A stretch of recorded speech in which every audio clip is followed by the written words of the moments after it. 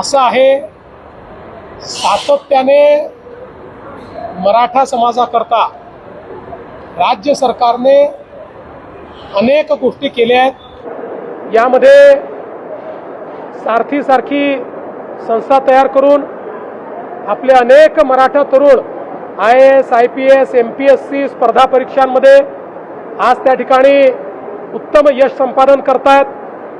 अण्णासाहेब पाटील आर्थिक विकास महामंडळातनं रेकॉर्ड इतके उद्योजक मराठा समाजातले आपण तयार केले आहेत। शिक्षणाचं क्षेत्र असो, सगळ्या स्कॉलरशिप आपल्या चाललेल्या आहेत। ज्यांना हॉस्टेलमध्ये जागा मिळत नाही त्यांच्याकरता निर्वाह भत्त्याची योजना आपण चालवतो, नवीन हॉस्टेल्स तयार करतो।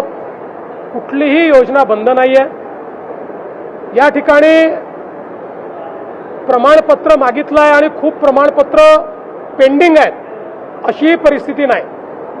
जे प्रमाणपत्र मागितले जातात त्यातले जे त्या नियमात बसतात ते सगळे दिले जातात आणि पेंडन्सी कुठेही फारशी तुम्हाला त्या ठिकाणी पाहायला मिळत नाही। आता याची जी काही व्हॅलिडिटीची प्रोसेस आहे, ही प्रोसेस सर्वोच्च न्यायालयाच्या निर्णयानुसार केली जाते। त्याची कमिटी ही सर्वोच्च न्यायालयाने तयार केली आहे, त्याचे निकषही सर्वोच्च न्यायालयाने तयार केली आहे। त्या समितीला पूर्ण स्वायत्तता सर्वोच्च न्यायालयाने दिली आहे। ते काही राज्य सरकार त्याच्यामध्ये हस्तक्षेप करू शकत नाही। त्यामुळे त्या नियमानुसार कमिटी व्हॅलिडिटी देखील करते आणि सातारा गॅझेटचा जो काही या ठिकाणी संबंध आहे, आपल्याला माहिती आहे हैदराबाद गॅझेट दिल्यानंतर त्याची केस ही आत्ता माननीय उच्च न्यायालयामध्ये चाललेली आहे। अजून त्या केसचा निकाल लागलेला नाही।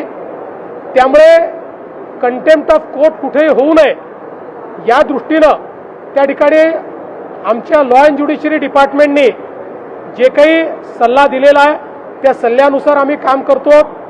कुठेही मराठा समाजाकरता आम्ही केलेल्या योजना स्लो केल्या नाहीत, बंद केल्या नाहीत, उलट अधिक ताकदीनं आम्ही त्या चालवतो।